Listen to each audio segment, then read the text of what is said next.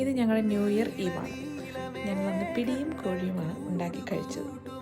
എൻ്റെ പറച്ചിൽ കേട്ടാൽ നിങ്ങൾ തോന്നും ഞാനാണ് കഷ്ടപ്പെട്ടതെന്നല്ല. ആ മാവെല്ലാം കുഴച്ച് നല്ല ആക്കി തന്നത് ഈ മനുഷ്യനാണ്, പ്രിൻസ് ചേട്ടൻ. അവരുടെ വീട്ടിലാട്ടോ ഞങ്ങൾ കൂടിയത്. അതെന്താണെന്ന് വെച്ചാൽ 1-ാം തീയതി അവരുടെ വെഡിങ് ആനിവേഴ്സറിയാണ്. ഈ വർഷം ഒരു പ്രത്യേകത ഉണ്ടായിരുന്നു, 25-ാം വെഡിങ് ആനിവേഴ്സറി ആയിരുന്നു.